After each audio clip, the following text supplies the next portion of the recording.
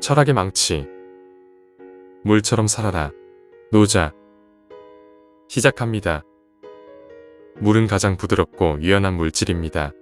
하지만 물보다 더 나은 것은 없습니다. 물은 단단하고 경직된 것들을 극복하는데 가장 뛰어나기 때문입니다. 노자도 이렇게 말했습니다. 많은 사람들이 사고의 경직성에 갇혀 있습니다.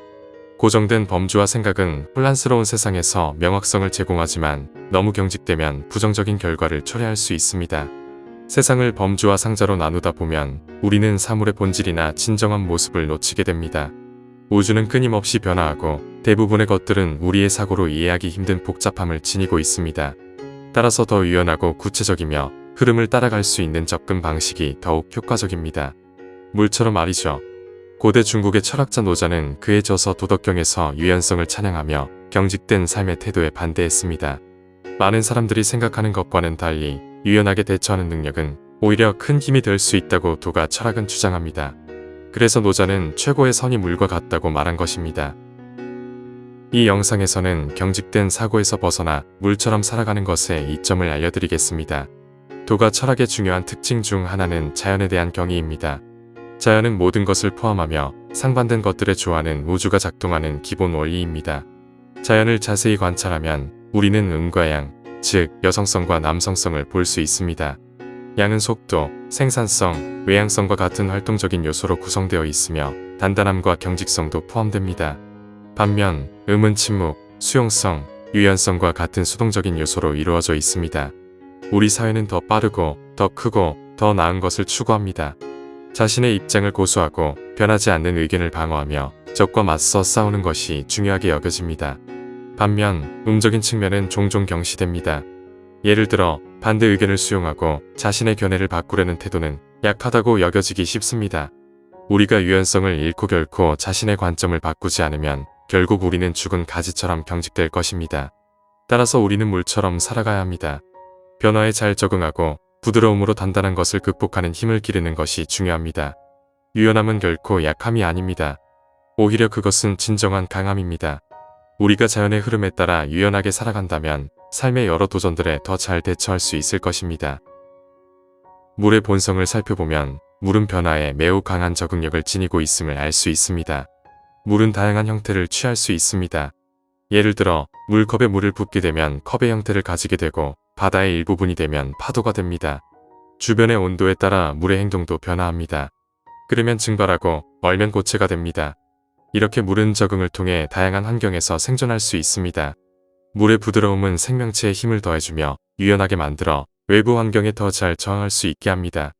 노자는 살아있는 것은 부드럽고 유연하며 죽은 것은 경직되고 딱딱하다고 말했습니다. 부서지기 쉽고 건조한 것들은 쉽게 부서지며 죽거나 죽은 것과 같다고 할 수 있습니다.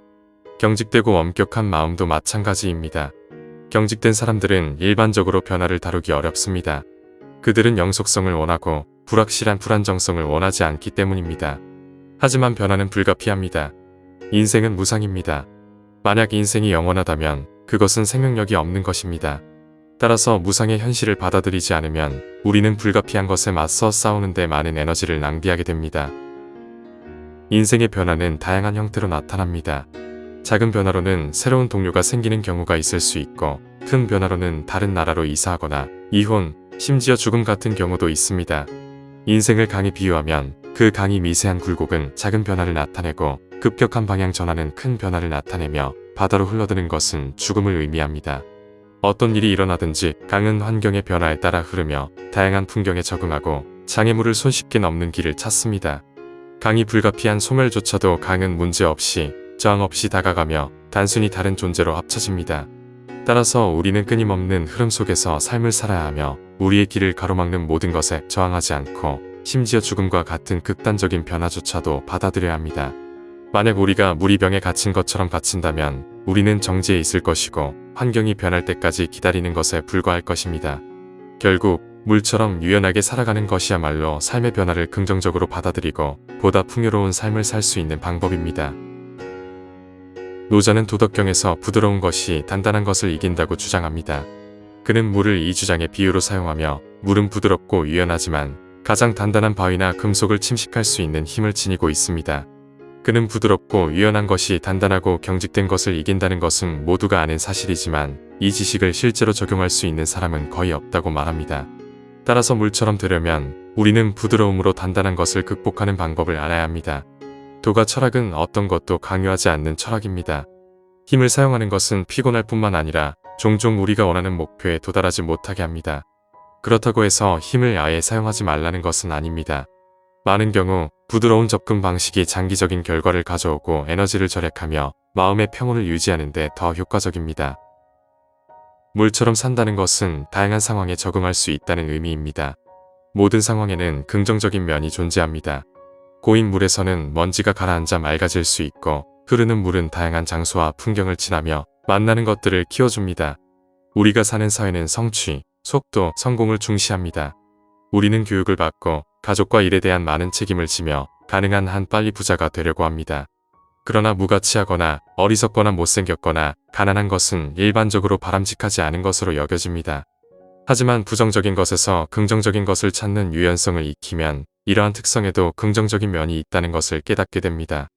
예를 들어 가난하다는 것은 걱정할 돈과 소유물이 적다는 의미이며 못생겼다는 것은 학대를 받는 관계에 빠질 가능성이 적고 사람들이 외모보다 성격을 더 좋아하게 될 것입니다.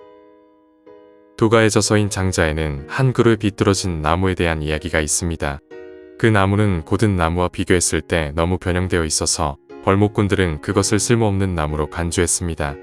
그러나 장자가 나타나 그 나무가 쉴 수 있는 장소로 매우 적합하다고 말합니다. 벌목꾼들이 쓸모없다고 여겼기 때문에 그 나무는 베어지지 않았고 결국 오래되고 커지며 사람들에게 성스러운 장소로 여겨집니다. 그래서 그 나무의 수명은 쓸모없음 덕분에 연장된 것입니다. 이러한 이야기들은 우리가 부드러움과 유연함을 통해 삶에서 어떻게 강해질 수 있는지를 보여줍니다. 물처럼 살아가며 변화에 적응하고 긍정적인 면을 찾아내는 것이 진정한 강함임을 잊지 말아야 합니다. 쓸모없음은 좋은 평판을 얻지 못할 수도 있고 주변으로부터 비난과 수치심을 받을 수 있습니다. 하지만 동시에 그것은 더 적은 부담과 압박을 가져오며 아마도 훨씬 더 편안한 삶을 살 수 있게 해줄 것입니다. 모든 구름에는 은빛 가장자리가 있다는 말처럼 부정적인 것 속에서도 긍정적인 면을 찾을 수 있습니다. 물은 항상 낮은 곳을 찾고 누구도 원하지 않는 상황에서도 최선을 다합니다. 인생은 부드러움으로 특징 지어지며 부드러움은 힘입니다. 부드러운 것들은 쉽게 부서지지 않고 구부러지거나 양보할 수 있기 때문에 오히려 강한 저항력을 가집니다. 가장 단단한 바위조차도 물이 부드러움과 바람의 힘에 의해 극복될 수 있습니다. 고대 철학자들은 하나의 형태에 고착되지 말고 그것을 적응시키고 자신만의 형태를 만들어라. 그리고 그것이 성장하도록 하라. 물처럼 되어라. 라고 말했습니다. 이 말은 우리가 삶에서 유연성과 적응력을 유지하는 것이 얼마나 중요한지를 잘 보여줍니다. 이러한 원리를 바탕으로 우리는 변화에 잘 적응하고 부드러움 속에서 힘을 찾아야 합니다. 여기까지입니다. 구독, 좋아요 부탁드립니다. 감사합니다.